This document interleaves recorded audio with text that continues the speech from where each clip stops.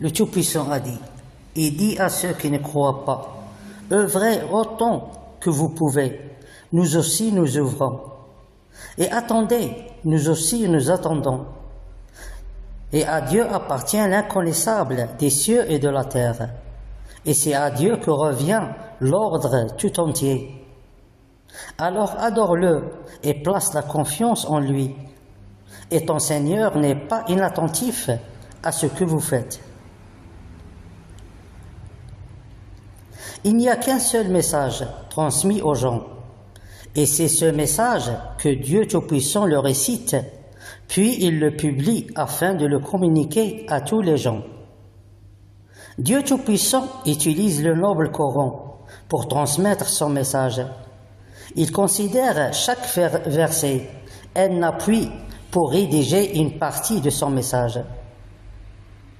Dieu Tout-Puissant possède le contenu des cieux et de la terre, du fait qu'il est l'unique créateur de toutes choses. Et par suite, il peut utiliser n'importe quel autre appui, autre que le noble Coran, pour rédiger et transmettre son message. C'est-à-dire qu'il peut se servir de n'importe quel livre pour réaliser une partie de son message. Mais quand il choisit un livre, alors ce livre devient immédiatement une propriété privée de Dieu Tout-Puissant. Et par suite, il devient sous le contrôle du châtiment S, qui interdit aux autres d'utiliser ce livre et punit celui qui viole les propriétés de Dieu. C'est pour cette raison que Dieu Tout-Puissant minimise la quantité des appuis. Bien sûr, il est capable, et en utilisant uniquement le noble Coran comme appui, transmettre une très longue partie de son message. Dieu Tout-Puissant est l'unique créateur qui a créé toutes choses.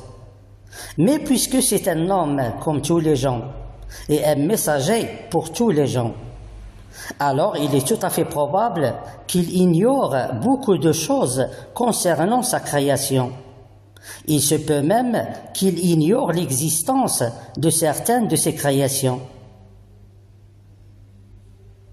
Il a créé le châtiment de la surveillance et l'attraction pour punir les criminels qui l'ont combattu ou ils le combattent encore, parmi les spirituels et les religieux et les scientifiques et les dirigeants et leurs serviteurs et autres. Et il a créé le châtiment de la protection afin de se protéger contre le mal des ennemis et contre leurs tromperies et leurs complots. Mais son châtiment ne signifie jamais l'extermination d'une race ou l'effacement de l'existence d'une création, quelle que soit la nature de cette création, et surtout quand il s'agit d'une création que Dieu Tout-Puissant ignore son existence. Bien sûr, Dieu Tout-Puissant peut passer de tout l'univers, et il l'a déjà fait. Et c'est lui le seul créateur et le seul combattant.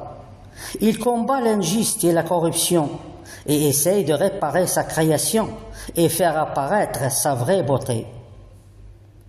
Le châtiment de la surveillance et l'attraction, et le châtiment de la protection, et tous les autres châtiments, sont des choses qui représentent la nature de Dieu Tout-Puissant, et ses principes et ses qualités. Et ce ne sont pas des créations en dehors de lui. Cette vie éternelle que nous vivons aujourd'hui sur cette terre, d'après ce qui est inscrit dans ce message, c'est un jardin sous lequel coulent 3 ruisseaux, c'est-à-dire que ces ruisseaux rendent cette vie éternelle plus belle et plus intéressante. Mais en même temps, ils sont parallèles et coupent le jardin sur la longitude. Alors, pour gagner le premier ruisseau, il faut tout d'abord entrer dans le jardin. Et pour atteindre le deuxième ruisseau, il est nécessaire de passer par le premier. Et même chose pour le troisième ruisseau. Comme le chemin de Dieu Tout-Puissant est le meilleur chemin. Le premier jardin, c'est cette vie éternelle que nous vivons aujourd'hui sur cette terre.